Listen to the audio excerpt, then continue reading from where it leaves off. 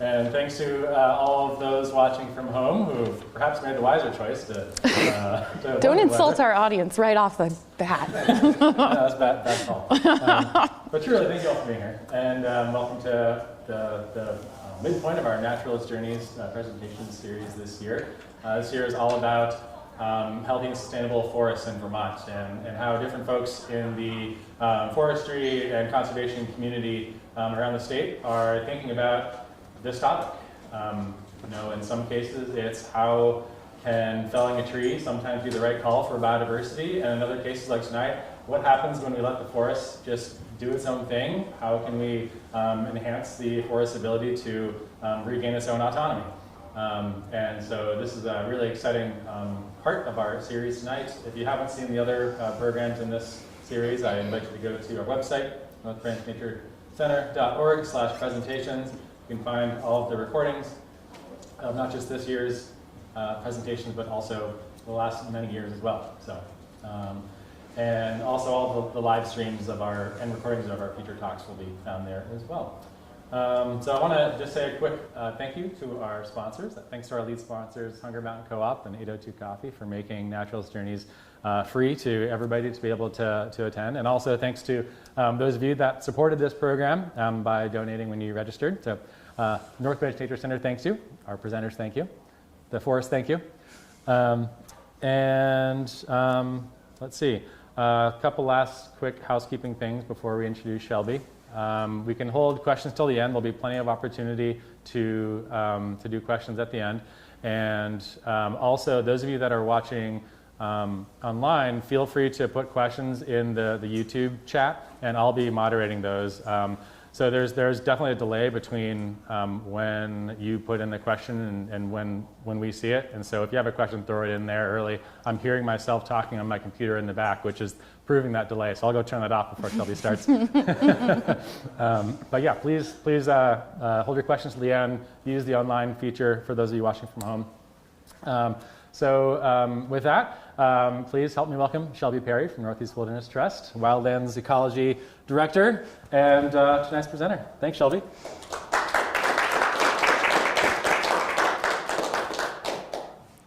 Thanks, Sean. There's not a lot of you, and microphones make me kind of nervous, and I have one for the people online. So I wonder if I can just talk without the microphone. Can everyone hear me fine? Wonderful. I'm going to just turn this a little sideways. Okay. Okay, so my presentation tonight is called Wilderness Works 2, The Promise of Passive Rewilding. And the framing of this whole speaker series was a lot of stuff about sort of forest management and forestry. So I am introducing myself as Wildlands Ecology Director, which is my job title. Thank you, Sean, for introducing me. But for tonight, I am going to be your passive rewilding guide. I was going to put like passive rewilding forester, and then I was like, I think I'm going to leave it guide. So as your passive rewilding guide, whenever I'm guiding anything, I always start with a to-do list, and the same tonight. So I got out my little notebook from my little forestry vest, and I made this list. And I'm going to start by introducing myself, which I just did. So woohoo! And next, I'm going to introduce you. So whenever I do these things, I'm often talking from a human sort of perspective.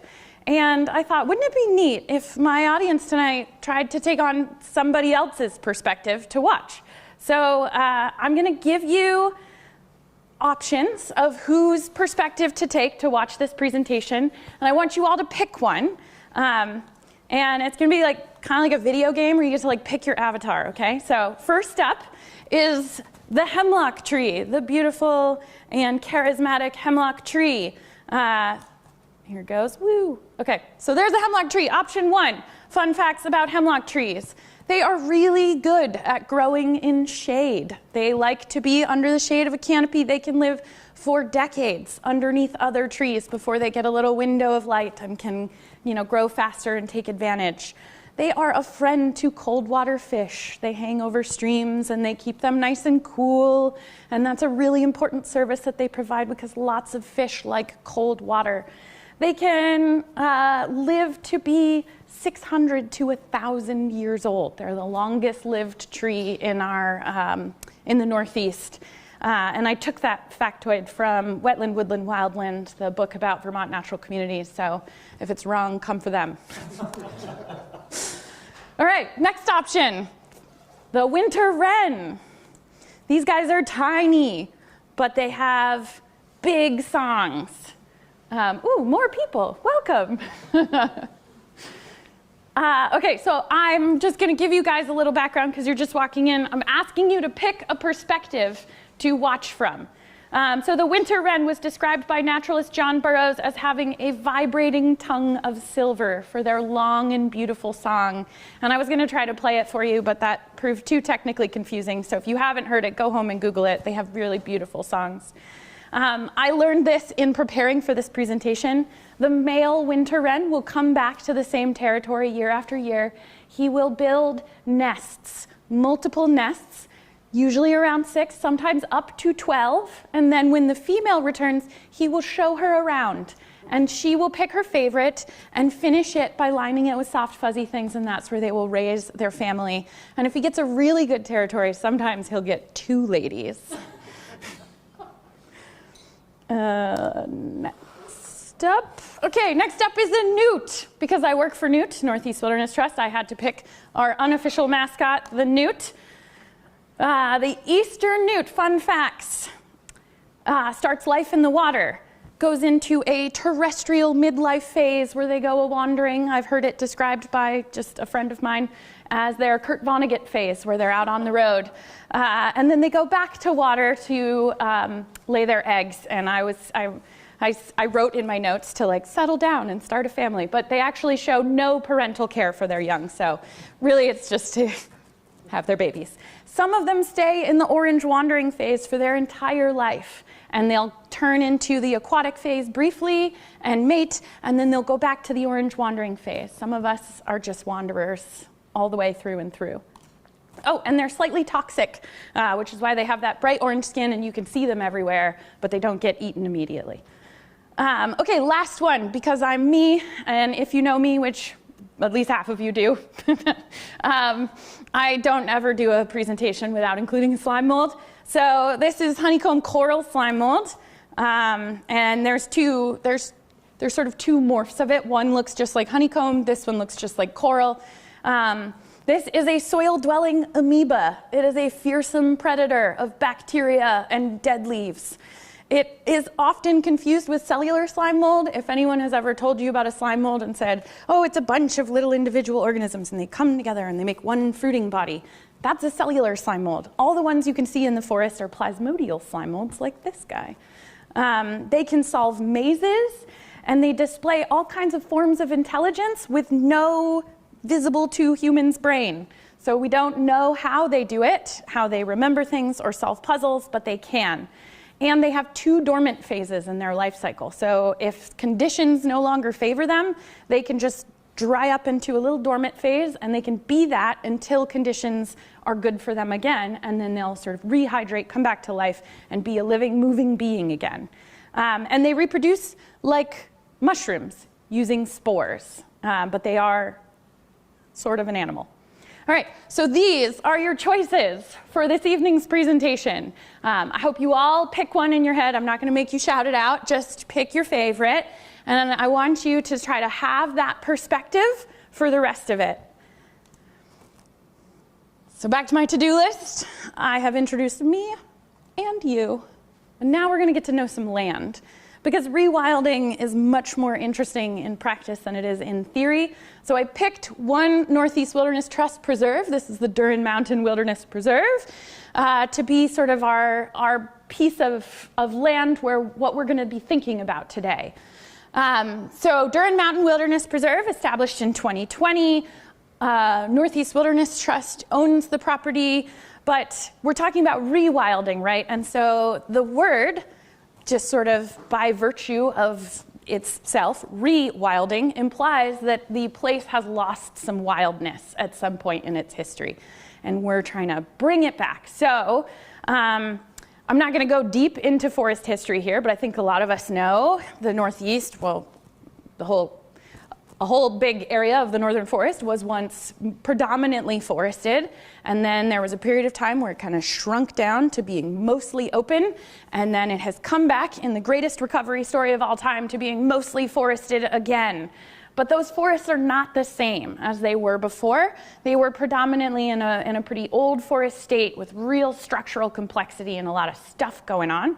And we have pretty simple and uncomplicated forests now. We also regularly do forest management in our forests for a variety of reasons, for timber or wood, firewood, or for paper products, or because we're trying to do habitat enhancement, any number of management objectives that we might have.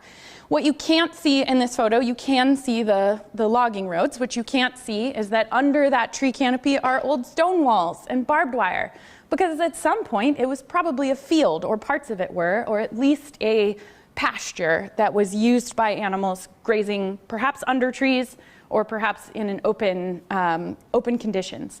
So we're talking about this property, and it's not a perfect shining example of an old forest. It's a pretty young, uncomplicated forest, but it is a forest nonetheless. And we're looking at it as though we're these guys up in the corner here. And they're all still there. So I'm going to put them where they're most likely to be. There's a little hemlocky ridge down here just above this. This is a big swamp overlooking this big, beautiful swamp. Up on the ridge just below the summit of Durin Mountain, some of the bigger trees stuck around. That's where the winter wrens might want to make their nests. The newt goes up there in the beaver pond because they go into their aquatic phases, and that's a good spot for them. And then the slime mold can be basically anywhere it's moist enough for them to move around. I'm going to show you a couple pictures of this place. Ooh, that was fun. There are some big old trees. This is a cedar in that cedar swamp that was along the road. So there are some legacy big trees. There is some coarse woody debris. It's mostly small diameter. We're looking at like little broken sticks and logs and things. This right here is a different slime mold. And then that last one is the beaver pond in fall foliage, looking so pretty. But when you get into the forest, most of it looks kind of uncomplicated, mostly the same age, pretty simple understory. This is sort of a classic old cleared area. Lots of forests are like this. You've got some dead trees. They're all pretty small diameter. We're looking at like 5 or 6 inches. And they're mostly the same age. We don't have a lot of regeneration, young trees growing up underneath. We have a very uncomplicated shrub layer and no real seedlings or saplings coming in. So that's our piece of land. Oh, now I'm going to cross them all off. Woo.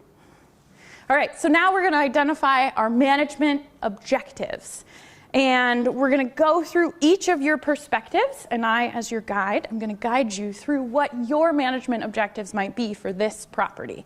And I'm going to caution that all of these creatures that I picked for you to have as your perspective for this presentation, they're all really common, and they're all everywhere around here. You can find all of these things easily in the summer. You can find hemlock now. The rest of them would be pretty tricky.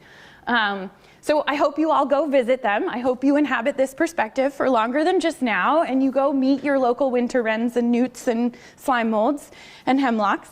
But them being common, I want to make an important distinction, which is to say when we're thinking about their management objectives, I want us to be thinking not about what they can handle or what they can survive and still be there. I want you to be thinking about what their goals might be to thrive in this forest. What do they need to be for it to be the best home for them that it can be? All right, so we're going to start with hemlock because I'm just going to keep doing them in the same order. So what would hemlock's management objectives be? Well, shade, because that's where your competitive advantage is, right? Other trees will grow faster than you in brighter light. But your real bread and butter is growing slow and steady underneath other trees. You would want a messy forest floor. This is important because you are delicious to deer, and you need a bunch of things making a mess that deer can't easily climb over to eat you. You want other big trees because you're going to tap into a mycelial network to connect with other trees to help you grow, to learn about pests, to help cope with things like drought and stuff like that. You want dead trees laying down and standing up. Those are called snags when they're standing up. Laying down, they're sometimes called coarse woody debris. And you want those because you have pretty small seeds, and when you get on the forest floor, it can be hard to get your roots right into the ground, and you need nutrients pretty quickly. But you can grow on logs and things that are above the forest floor. Those are often called nurse logs if you see a tree starting on top of it. It'll grow on top of a decomposing old tree, and then later when you see that tree as an adult, you'll see its roots kind of go down and around a log that's no longer there or a stump that's no longer there. And you need thick duff layers, spongy moss, moisture, and humidity. This stuff is on the forest floor, and the northern forest in particular really holds moisture like a sponge. It's why it doesn't burn like western forests. And you need those thick layers because if you've ever grown a garden and you've had little tiny seedlings out on a sunny day on bare dirt, they dry up. And drying up is dying. So you need that wetness. You need spongy wood and spongy humus on the forest floor. All right, now for those of you who picked the winter wren, let's go through your management objectives. You also want that messy forest floor because you forage down there. You catch little bugs and things. You also want those dead trees laying down and standing up. That's where you build your nest, or one of the places. You want uneven terrain on the forest floor where pools will form because that's where mosquitoes breed. And though we might hate mosquitoes and other bugs, birds love to eat them. So it's important that they have a place to breed and grow. You want tipped over trees in particular. Winter wrens are specialists at building their nests in the root ball of a tipped over tree. So when a mature tree tips over and it rips up a bunch of dirt and soil, the winter wrens will build a nest in that tipped up ball of dirt. You want those thick duff layers with the spongy moss and moisture and humidity because you eat bugs, and bugs need to not dry out also. And you need epiphytes. Epiphytes are plants that grow on plants. Around here, they're mostly things like moss and lichens, which are not technically plants probably, but we're going to call them epiphytes. And sometimes there's some other things that grow on them, but those are important for you because you will build your nest in them on the live trees. One of those 12 nests you might disguise in some of those epiphytes, especially big shaggy lichen and stuff. You need to be able to hide to raise your young so that predators don't find them. All right, next up, the newt. What do you think are the newt management objectives?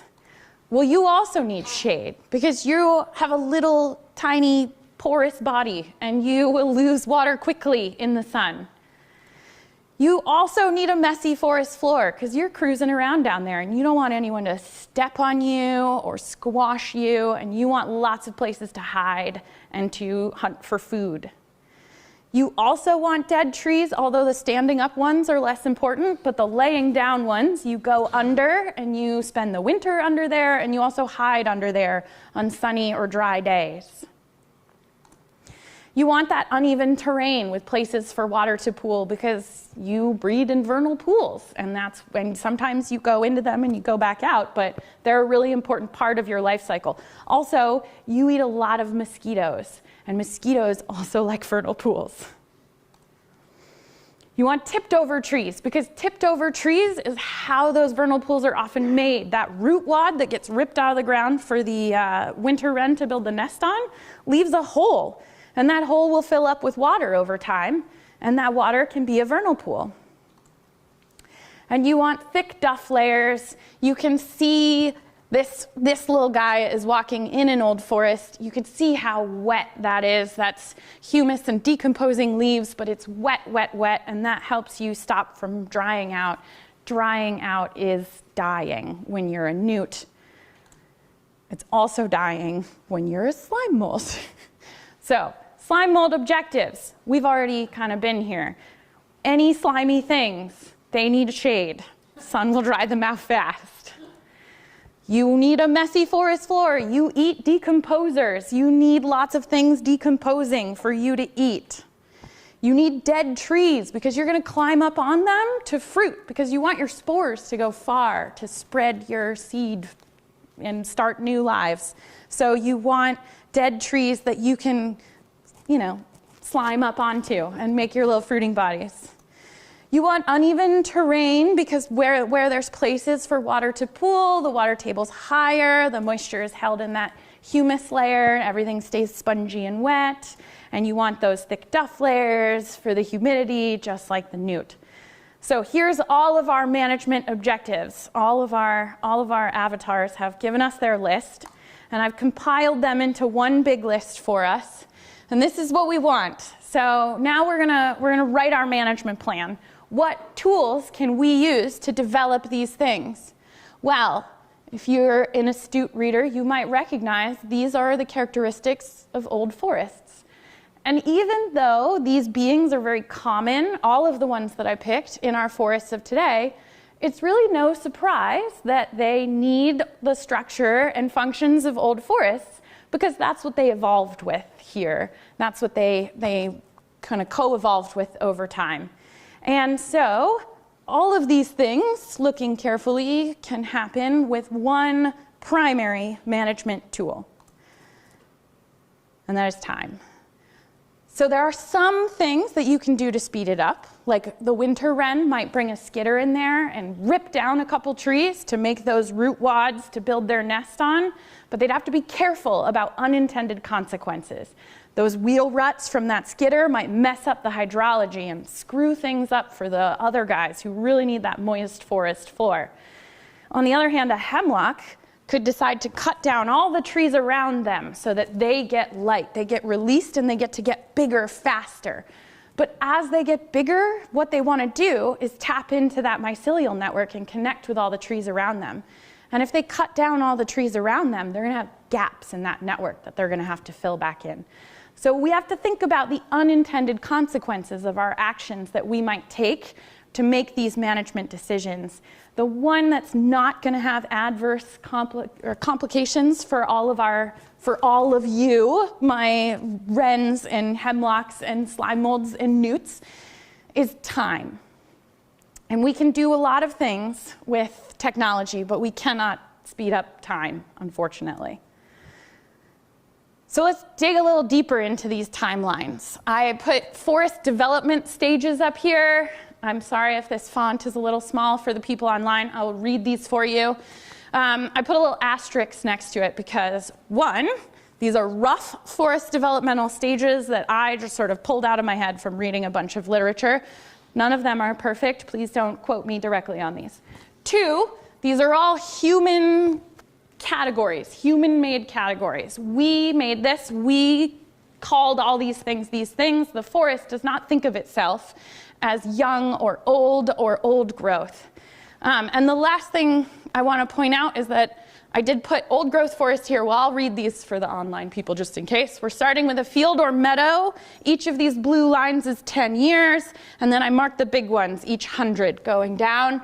We've got young forest in this light green color. It changes to mature forest, which is a forestry term. Mature usually means old enough to be profitable to cut down.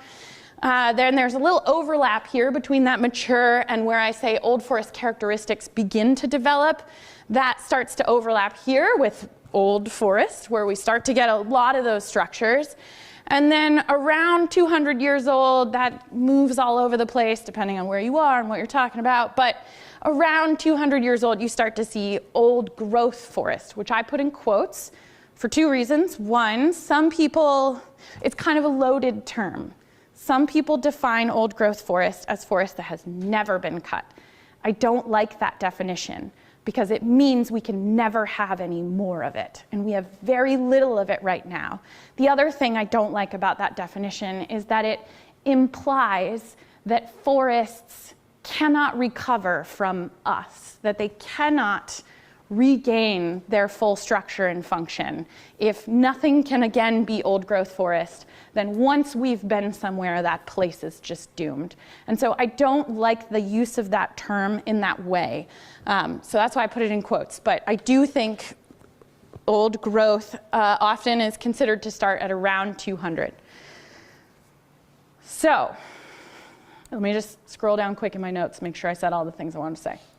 I did. Okay. So stretching that timeline out a little bit more, let's have a look at where we all are on it. The average lifespan of a winter wren, what do we think? About 6 years, 5 or 6 years. The oldest recorded one I read was 6 years, 7 months in the wild. So if we were starting with a meadow, they would probably not see anything but a meadow. What about a newt? What do we think we're talking about here? 2? Okay, all right. 15. Yeah, there we go. 12 to 14 years on average in the wild. 12 to 14 years. They're little guys too, but they are toxic, so I guess when nobody eats you, you can live for a while.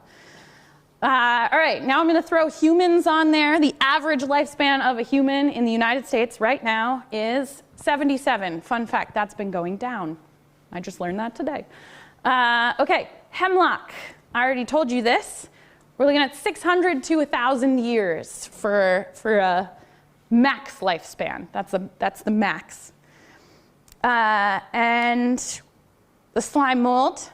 This one's blurry. They have dormant phases. We don't really know how long those can last. These are little guys. We don't know a lot about them. They're not well understood. So I put infinity because I feel like who knows how long they could be dormant for. And then they might be able to just come back. We don't know. No one's studying it. They're not very well understood. And then just to be totally fair, because I picked hemlocks because hemlocks are one of my favorite trees, but they are, of course, the longest lived tree in the area. So I don't want to just like have the tree arrow going off the screen there without acknowledging that most of our local hardwood species average max lifespan is 300 to 500 years old. So beech, birch, maple, all of our sort of northern hardwood assemblage, they're in the 300 to 500-year-old category. So that's why when we're looking at 200 or 300 years old, you're going to start to see a lot of trees that are reaching the end of their natural lifespan. For some reason, when I scroll, it doesn't move very fast. Okay. So just to sort of put that in some context, let's throw that little guy down there. His average lifespan.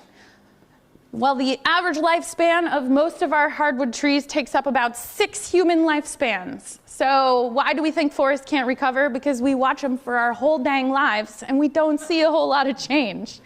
But their lives are a lot longer than ours. And so that change is happening on a really different time scale. I said that wrong. What I meant to say, we watch them for our whole dang lives.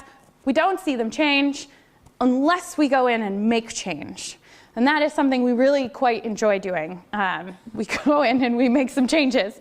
And sometimes we do it because we want to speed up this process of old forest development. Sometimes we do it because we want trees to grow bigger and faster. And we can make big dead trees through management. We can make big live trees through management, but we can't make time. And human influence looms large in many forests in our region, and it can be hard to even see other perspectives sometimes. We're humans, and we think from a human perspective, go figure. But that was part of what I was trying to get at today by having you take on the perspective of these little guys up here. I want to think about the forests from someone who's not a human's perspective and what they might appreciate or want from a forest.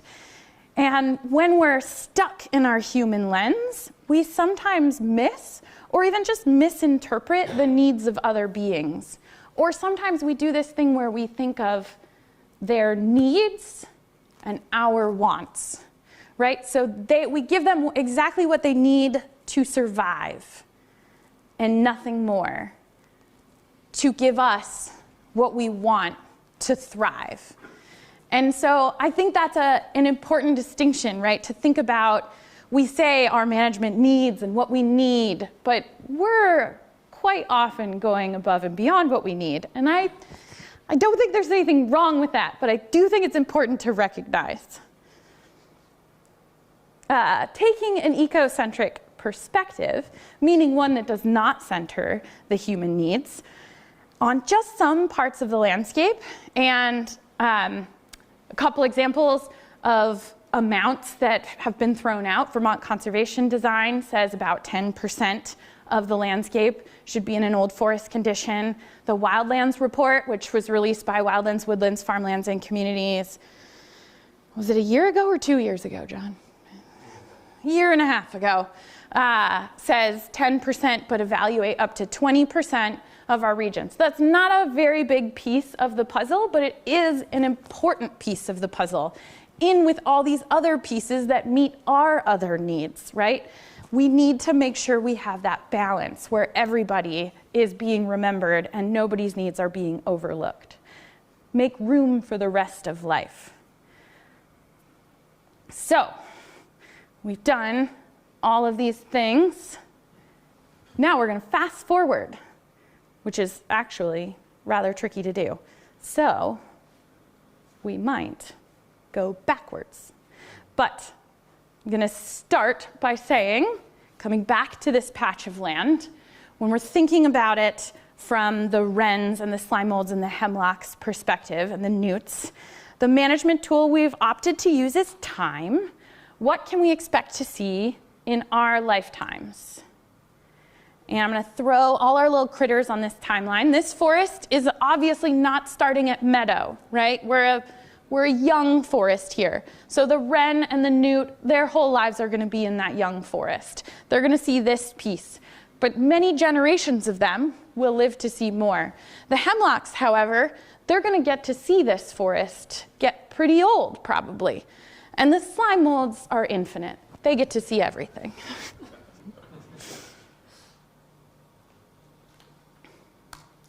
Whoop, and there's a little human. So we might get to see it start to develop old forest features.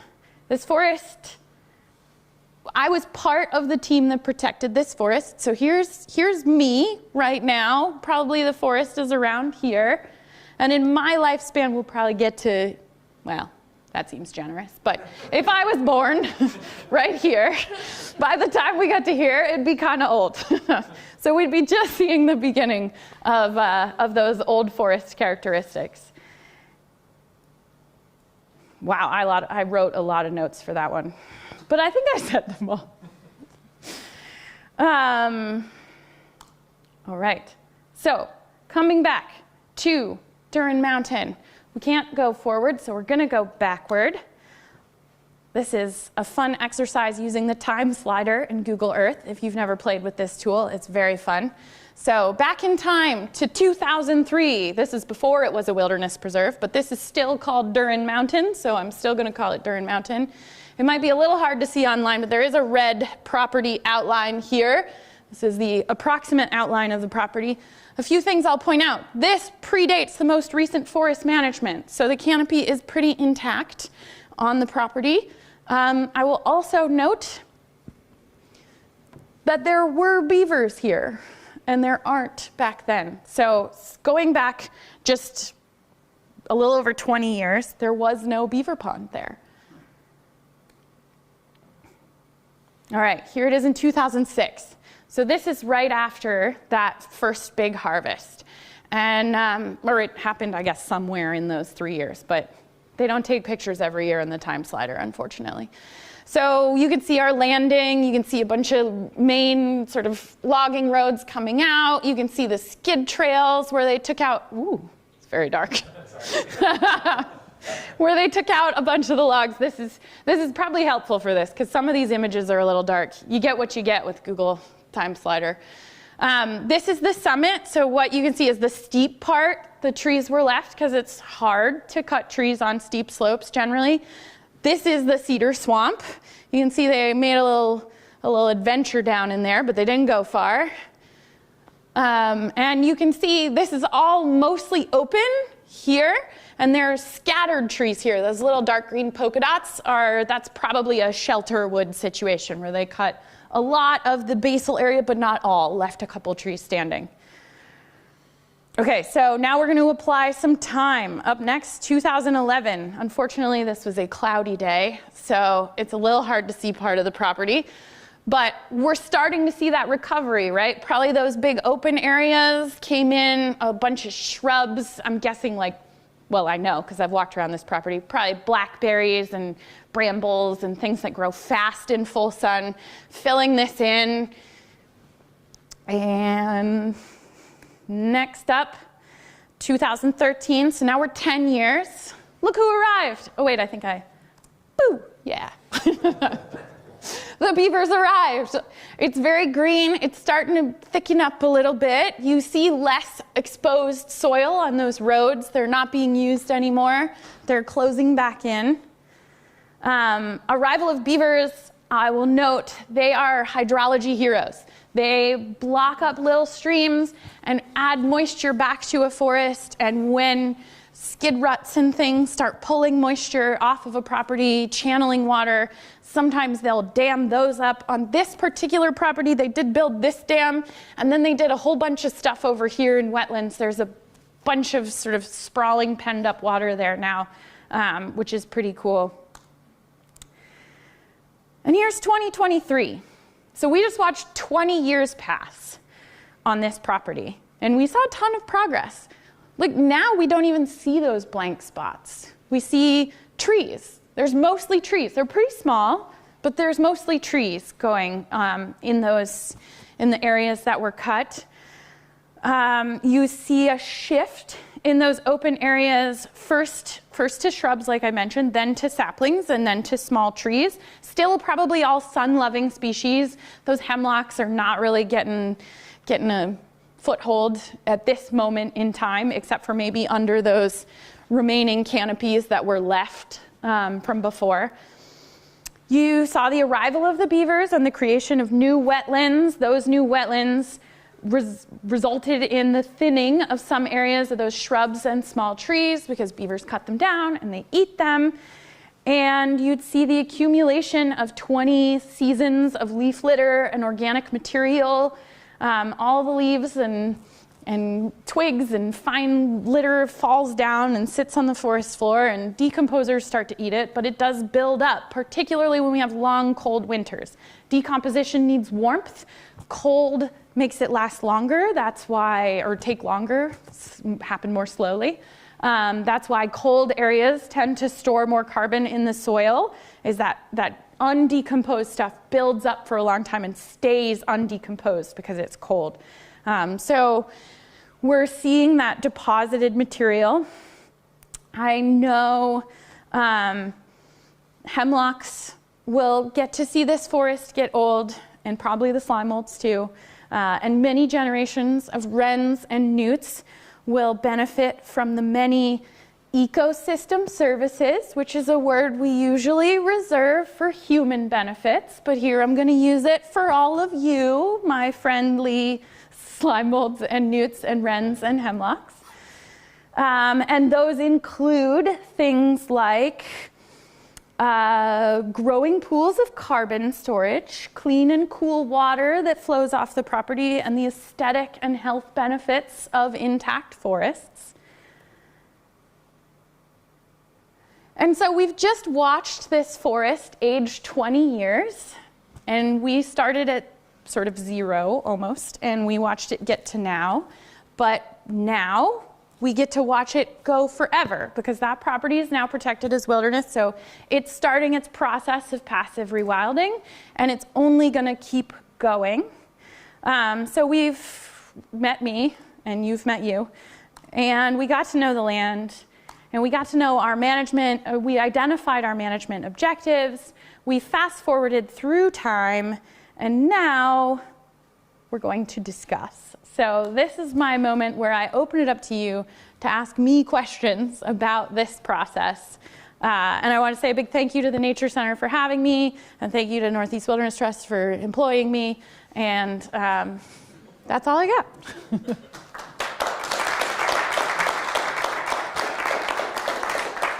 I'll just remind folks who are watching online that you can add your questions to the YouTube chat as we go, and I'll use the opportunity to remind Shelby to repeat the questions because folks who ask them in this room won't be able to be heard online.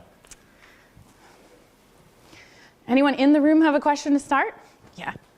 So what do you do about invasives if you're trying to leave everything alone? Ah, someone always has to ask that question.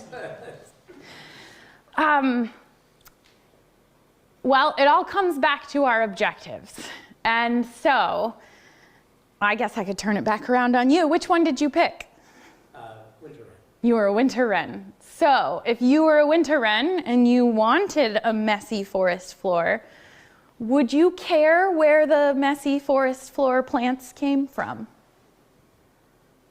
Depends on the structure. So Phragmites patches. Maybe.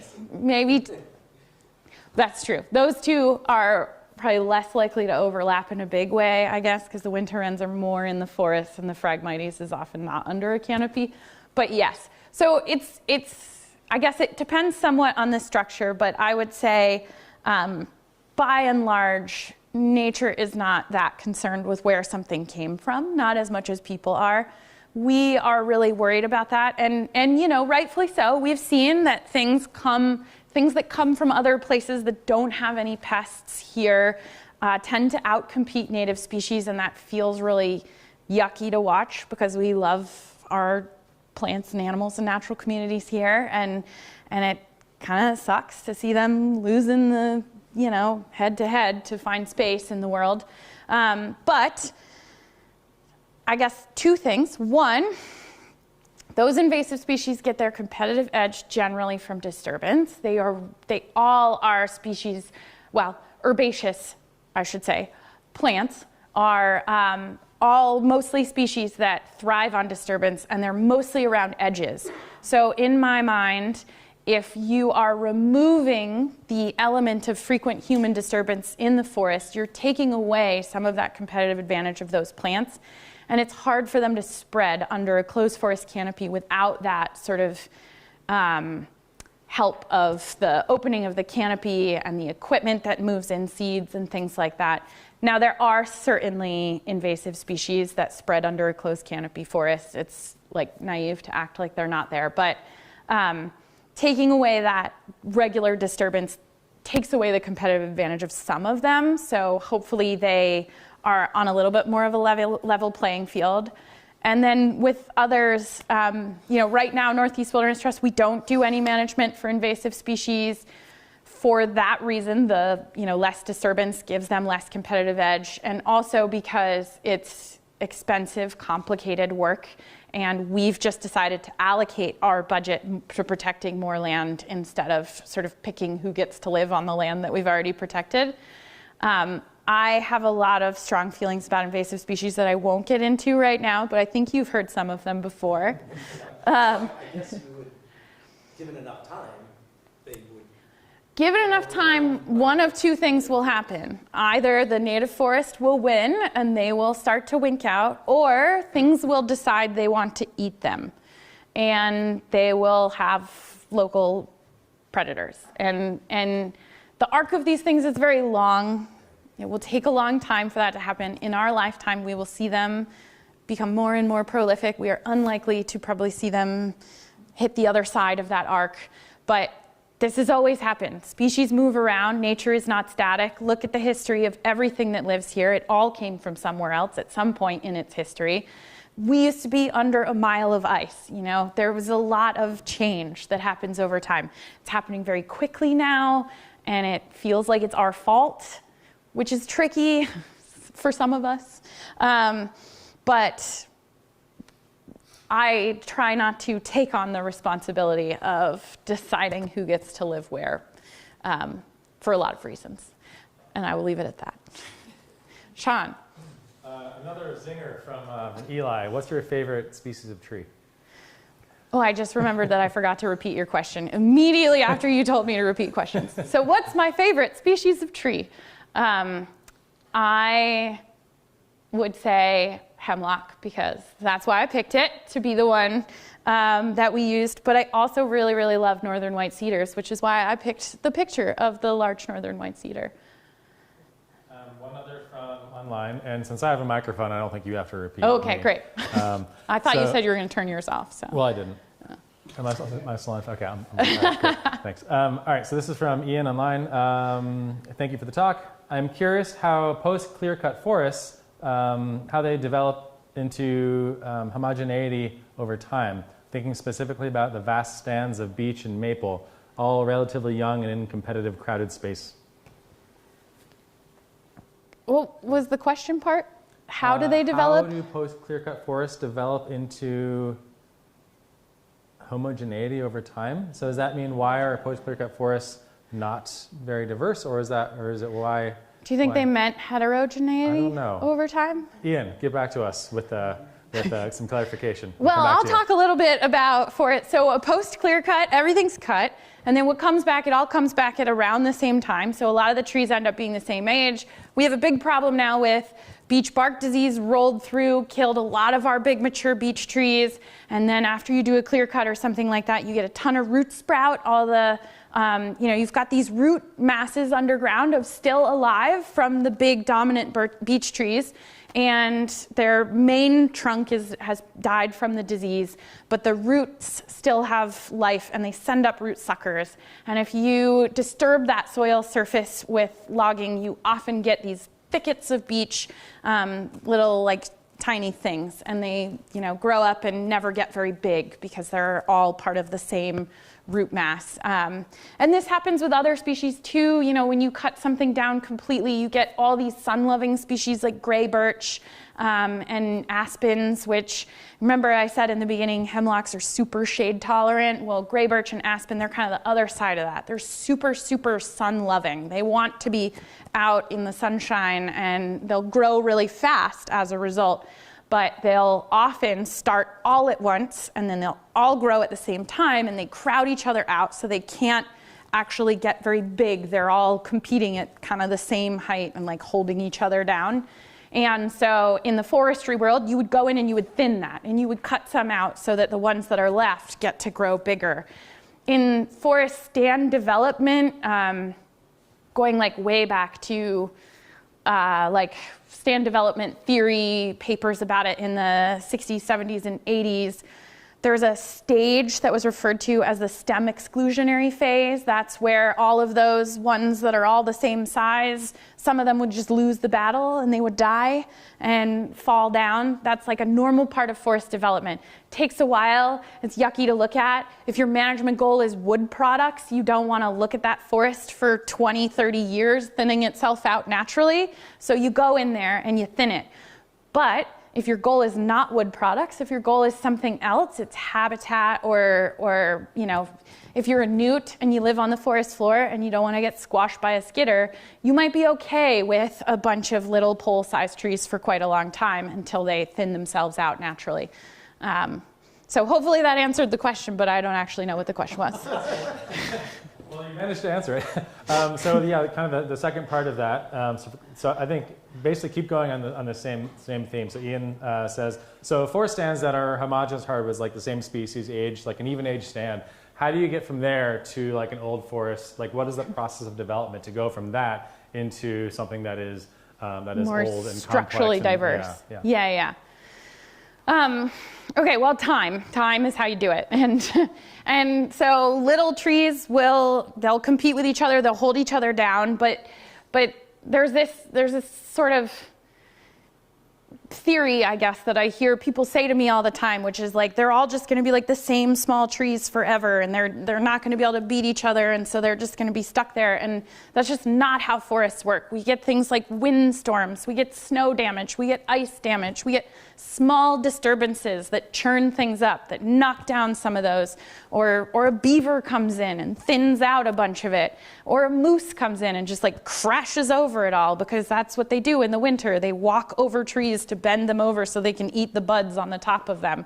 And so they don't just, like, it's not just like a bunch of little sticks just sort of slowly stuck on each other. In nature, things happen that give them that heterogeneity. It takes time, and again, our life cycles, I would put that graph back up and show that like our lifespan is short, and when we think about forests, we think about them in our own lifespan. So we see something that's all the same size for a year or 2 or 3, and we're like, uh-oh, I need to do something for them. But this is how they develop. I mean, in old forests, there are patches of young forest, and that's because natural disturbance can clear big swaths. So microbursts can blow down a whole forest, a big patch of it, 5 acres, 10 acres, sometimes stand replacing at like a scale of 100 acres. And those come back in the same way with a whole bunch of little tiny trees. I took an old forest class here a couple years ago before I started teaching the old forest class here. And they use the term the anti-gap, right? You have a forest, and then you get a blowdown, and then there's this big light area, and what goes in there? Well, an anti-gap. It was a hole, and now it's so full of stuff because there's light there and there isn't light anywhere else that it gets super thick in just that one area. And that patchy heterogeneity is part of what makes old forests cool, because they have young forests in them, and they have old forests in them, and they have middle-aged forests in them. And all of those are important pieces of that process. And they all take different amounts of time. And nature never does anything on any perfect schedule, even though we draw lines on timelines and charts and we color code them and stuff. Like, nature doesn't care. Some of those are gonna look kind of young for 100 years maybe, and then they're gonna start to look old and thin out. Whereas other ones, a wind will whip through and then it'll start to look older really fast because it'll function in the same way as a thinning by a forester does. So if your objective on the land is not for wood products, you can wait and let those processes play out. And probably a lot of the things that live there would appreciate that, right? Because equipment is scary and it makes a lot of noise, and cutting trees down means that maybe your favorite place to build your nest as a winter wren goes away, and you can't get it back once it's cut down. So when we sort of look at from other perspectives, hurrying along that forest development becomes less important than feeling comfortable in our home. And that's just a different set of objectives. Oh, I got a question here in the front row. Thanks for the talk, Shelby. I have 2 questions, actually. One's just a pop quiz, sort of. Do you have any idea how many times that forest was cut before 2003? His question was, do I know how many times that forest was cut before 2003? And my answer is no. I don't. Do you have a guess? I mean, No. I just have no idea how frequently the Northeast was logged. You know? I would guess several. I would guess that it was cleared originally for agriculture to some extent. Maybe it was silvopasture, I'm not sure. So there may have been trees that were retained, but there was probably some level of clearing because there's definitely barbed wire out there. And then a forest came back, but looking at the age of what's out there today, I would guess that there have been sort of several passes over the last couple hundred years. Cool. And then the other question was, if the rewilding process, if the passive rewilding process takes place, how small of a parcel can you have and have it happen? Because obviously it can't be too tiny, or there's just not enough space for trees to fall down and do all that, right? And if there's a lot of disturbance around the land around it, that's a problem too. So how small of a parcel do you think can be rewilded in that way? You're really testing my question repeat skills. You can how small of a parcel is too small for rewilding is the gist of your question. And I like to say rewilding happens at many scales. So there are certainly edge effects, and you know, there's papers out there that say the like minimum functional size for wilderness, where you get all the functions of wilderness, is 5,000 acres. And that's great, but it's also not really practical in a lot of the Northeast. Like 5,000 acre chunks of land don't come along that often. And when you're thinking about a landscape that is mostly private and that is mostly smaller than 5,000 acre parcels, the rewilding process can happen at different scales. You might not get 100% of those functions, but you'll get a lot of them. And there's a movement to rewild your own backyard right now. There's movements to just like mow a little bit less. I bought a house a couple years ago. I stopped mowing the lawn. I just mow funny little paths through it. And it has grown up in wildflowers, and I'm rewilding my lawn, and I think it's great, even though it doesn't have all the functions of a 5,000 acre wilderness. So I think it depends who you're thinking about, what you're looking at, but I think it can function. Rewilding can happen at any scale and any place, and there are things that benefit from it. Like a newt or a slime mold's whole world might be, an acre or less. And so me not mowing my lawn could be a really wonderful thing for some bees, some local bees, some butterflies, some newts and toads and other salamanders and things. And that's their whole home range might be in those unmowed portions of my lawn. Whereas, I think a lot of times when people hear rewilding, they think about like the big, fun, charismatic megafauna like cougars and wolves and stuff, bears. And they all also benefit from small-scale rewilding, like little patches of wild stuff gives them cover to move through a more developed landscape. But they do need the bigger patches to like raise their young and find enough food to live and stuff like that. So my answer is everything. It was a very long-winded way of saying it. Any other questions? Oh, we got one here. Looking at forests from the point of view of the eye of the deer, Yes. one of their favorite trees is the red oak, Mm-hmm. small, tiny ones. And one of the objectives of old-growth forests is to raise more red oaks. So, what do you think the deer's thinking about that? Well, okay. When you say one of the objectives of the old growth forest is to have more red oaks, do you mean like if the deer was managing it, they would want more? Yeah. Yeah, okay.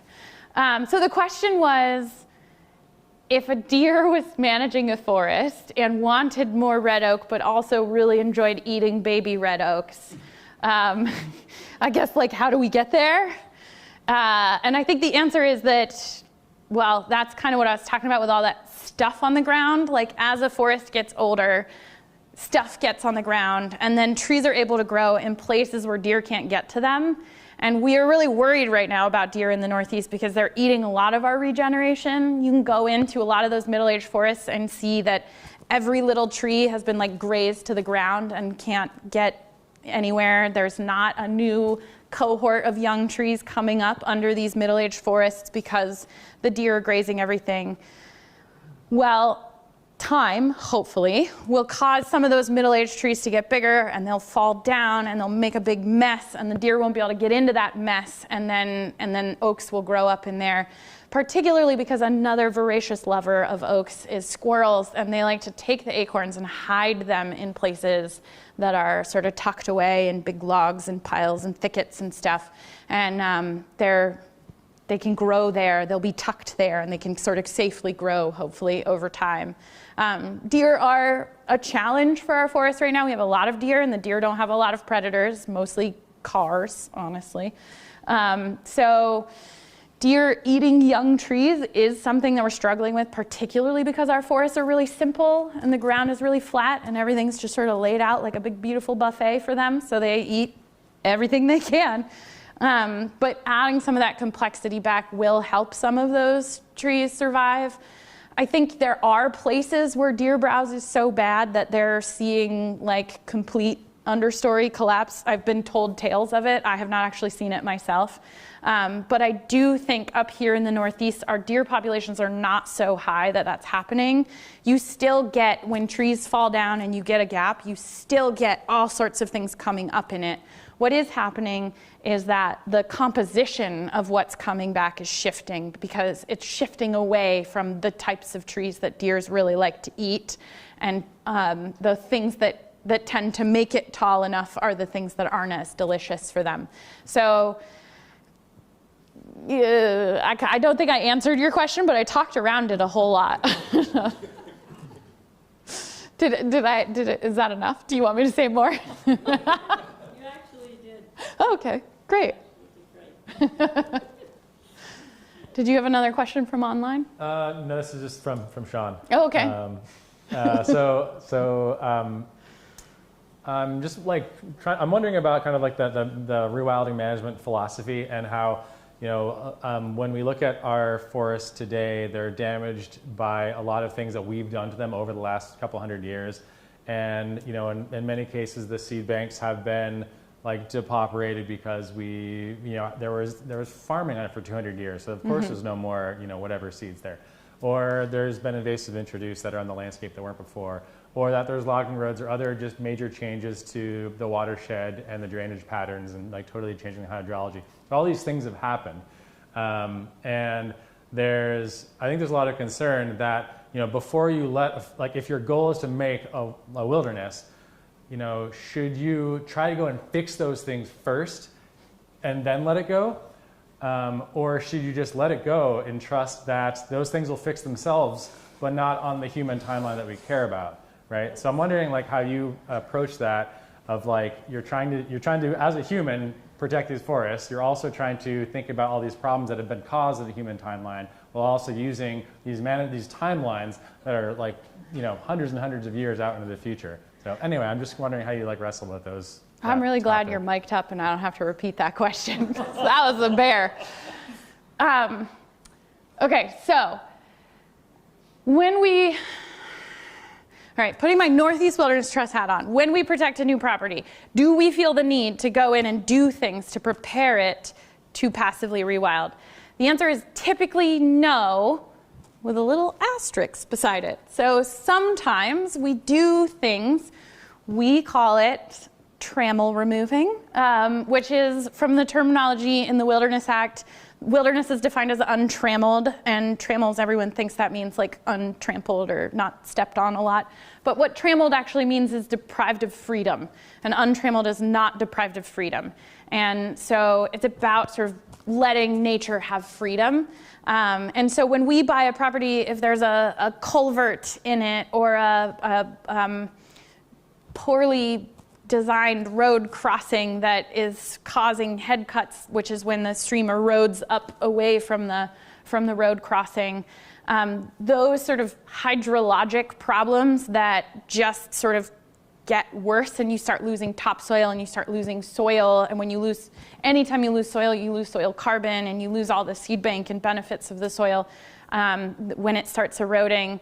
Those things we will sometimes fix. We'll pull perched culverts and take out kind of really egregious road systems if we have the resources, and make sort of some of those like upfront fixes so that when we do let it go, it's in a better position to recover on its own.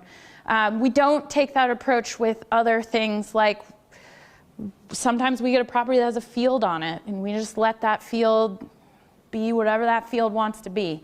And the reason for that is that I'm not trying to protect a museum of what nature here used to be. I'm trying to protect the sort of vibrant and resilient ecosystems of the future. And those might have some species in them that weren't here 100 years ago. And I'm sorry, folks, but I don't think you're going to get rid of them. So I think they're just going to be here.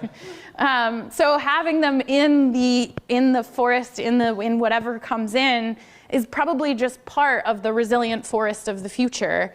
And hopefully, predators and things will learn to eat them, and that sort of arc will complete, and they will stop being the most abundant thing and start being just sort of another cast another member in the cast of players on the forest stage. I don't know, I took that one too far. But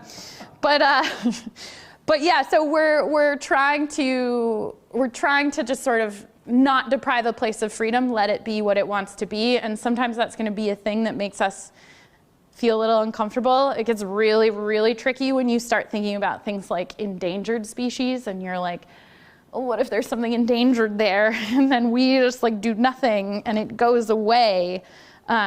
So that's where you get into sticky wickets, and we start having like real conversations with our board. Should we do things? What should we do? And I don't have an answer for that. There is no blanket answer for that. That's always going to be case by case. You're going to make those decisions as you come to them. But by and large, we're going to do pretty minimal upfront work to get it ready to be wild, and then we're just going to let it be wild and see what happens. Any last questions from in the room? Seems like it. All right, and no further questions from outside the room. So I think we'll wrap things up there. Shelby, thank you very much.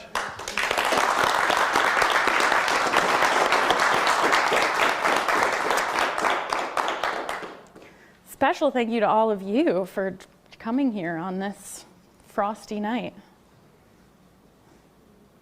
Oh, do I want to save?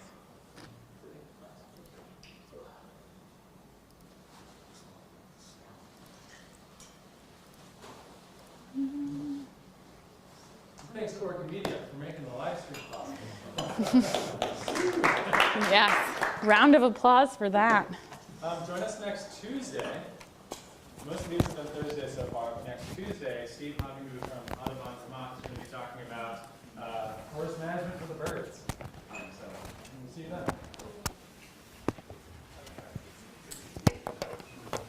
Quick question for you. Yeah, So sure. you know my place up in the Northeast Yeah, Cape. So Fish and Wildlife's wanting to buy the property on the other side of the river. Right. I told you that. Yeah. And they're interested in ours too because of that. Oh, expanding there. Yeah, so they want both sides of the river.